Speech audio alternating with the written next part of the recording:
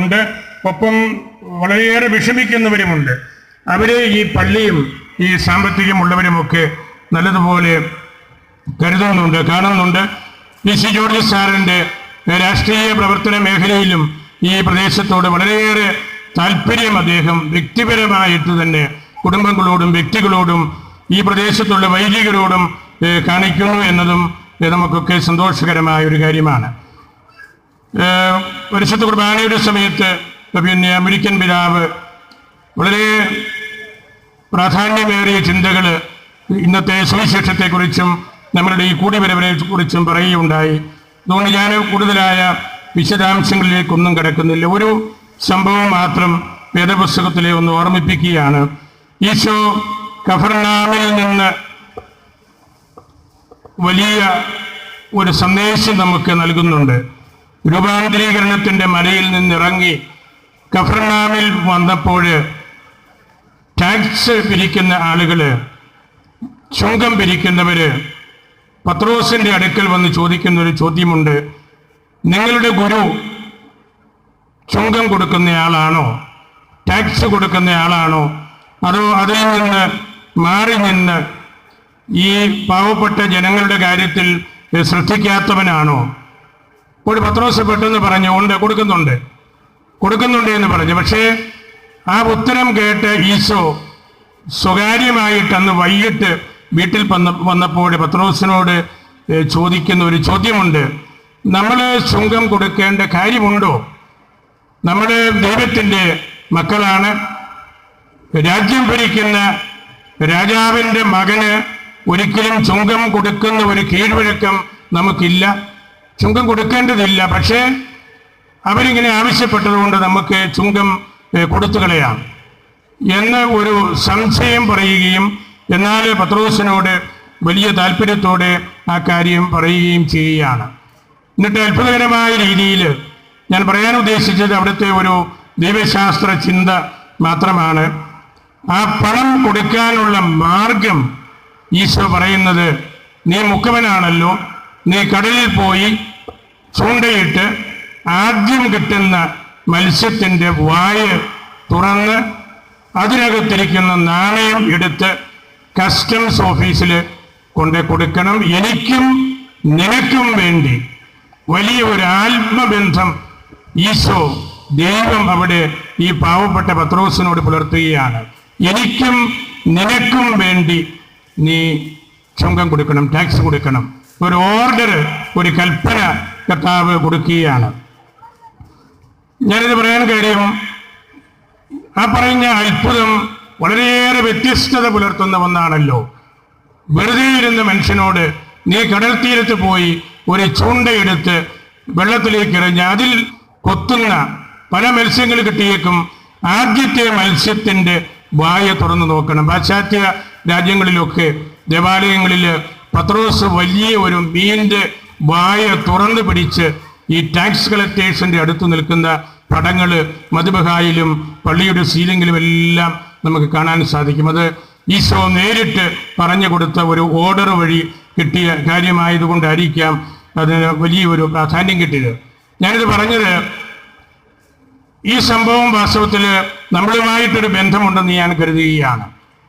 മത്സ്യം സഭയുടെ ഒരു പ്രതീകമാണ്.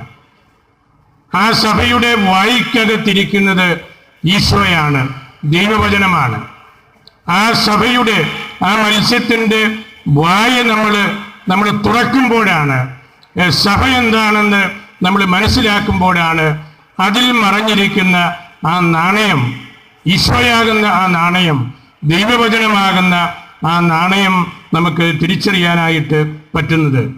അത് തിരിച്ചറിയാനായിട്ട് ഈ സഭ ലോകത്തിൻ്റെതായ രീതിയിൽപ്പെട്ട് സഭ അന്ന് ഉരുത്തിരിയുന്നതേ ഉള്ളൂ.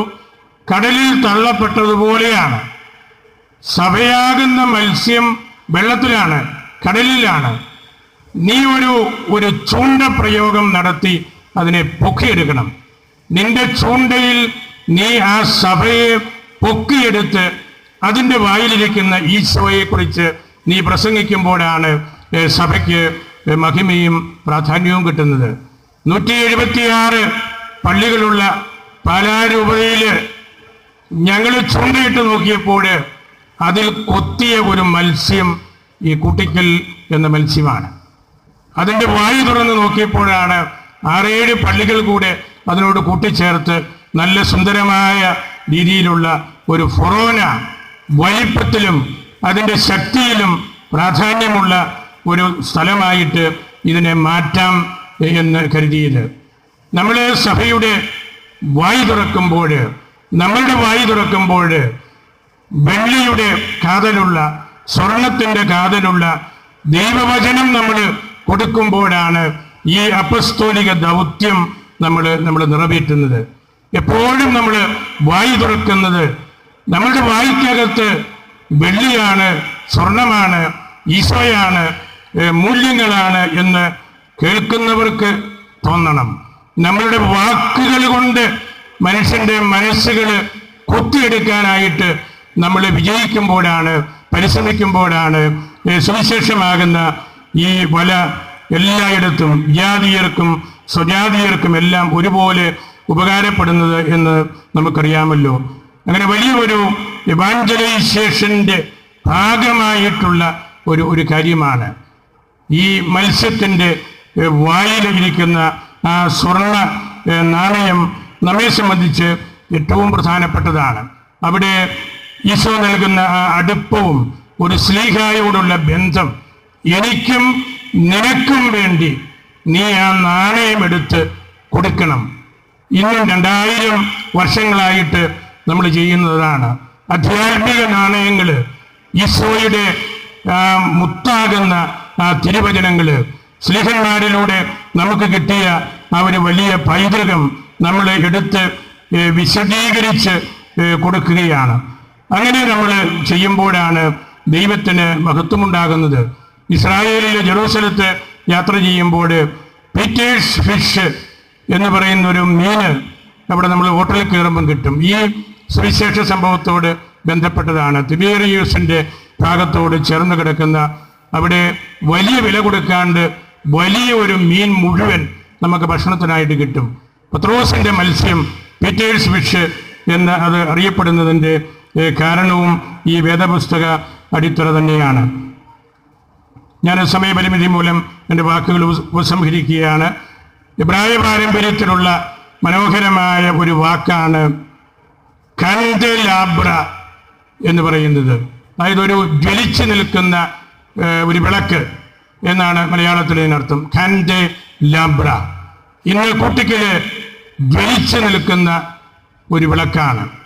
അതിൻ്റെ ആധ്യാത്മിക പൈതൃകം, അതിനോട് ചേർന്ന് നിൽക്കുന്ന മറ്റ് ഇടവകകൾ, അതെല്ലാം കൂടെ വരുമ്പോൾ ഫൊറോന എന്ന ആ വലിപ്പവും ആ മഹിമയും ഈ ജ്വാലയോട് ചേർത്താണ് നമ്മൾ കാണുന്നത്.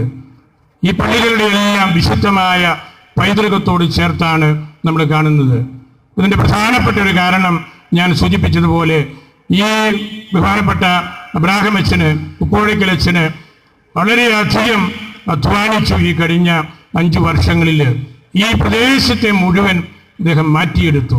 ഈ ആധ്യാത്മിക കേന്ദ്രത്തോട് ചേർത്ത് പിടിച്ചുകൊണ്ട് അതിമനോഹരമായ രീതിയിൽ ഈ ദേവാലയം, അപ്പൻചേട്ടൻ്റെ കുടുംബക്കാരൻ തന്നെയാണ് ഇതിൻ്റെ ആർക്കിടെക്ചറൽ ഇൻപുട്സ് എല്ലാം നൽകിയതെന്ന് നമുക്കറിയാം. കൊട്ടംകുളം കുടുംബാംഗങ്ങളോട് തന്നെ നമുക്ക് ഈ ഇടവകയ്ക്ക് വലിയ ഒരു ആത്മബന്ധമുണ്ട്. ഇതിനു വേണ്ട ആദ്യകാലത്ത് ഈ പള്ളിക്ക് വേണ്ട സ്ഥലവും പിന്നീട് കാലാകാലങ്ങളിൽ ഇതിൻ്റെ നവീകരണങ്ങൾക്ക് വേണ്ട ശക്തിയും പ്രോത്സാഹനവും സാമ്പത്തികമായിട്ടുള്ള പങ്കുവയ്ക്കലും എല്ലാം നൽകിക്കൊണ്ടിരിക്കുന്ന ഒരു കുടുംബം കൂടിയാണത്. അതുപോലെ തന്നെ ഞാൻ പറഞ്ഞല്ലോ, ഇവിടെ ഉള്ള രാഷ്ട്രീയ നേതൃത്വത്തിൻ്റെ ഭാഗത്തുനിന്ന് ബഹുമാനപ്പെട്ട ജോർജ് സാറിൽ നിന്ന്, PC ജോർജ് സാറിൽ നിന്ന് എപ്പോഴും ഇവിടുത്തെ അച്ഛന്മാരൊക്കെ എന്നോട് പറയാറുണ്ട്, വലിയ പിന്തുണയും സഹായവും എല്ലാം ലഭിച്ചിട്ടുണ്ട്. അതെല്ലാം ഞാൻ പ്രത്യേകമായിട്ട് ഓർക്കുന്നു. വലിയ ബഹുമാനപ്പെട്ട വിയാരീസിനെ സ്നേഹാദരവോടുകൂടി ഞാൻ ഓർത്ത് നന്ദി പറയുകയാണ്. നിങ്ങളുടെ എല്ലാം അനുവാദത്തോടുകൂടി പറത്താനം, എണ്ടയാറ്, മലയഞ്ചിപ്പാറ, ചോലത്തടം, കാവാലി, വേനവിലം എന്നീ ഇടവകകളെ കൂട്ടിച്ചേർത്തുകൊണ്ട് കൂട്ടിക്കൽ ഇടവക സമൂഹത്തെയും ഇടവക ദേവാലയത്തെയും ഒരു ഫൊറോന ആയിട്ട് പ്രഖ്യാപിച്ചുകൊണ്ട് എൻ്റെ വാക്കുകൾ ഉപസംഹരിക്കുന്നു.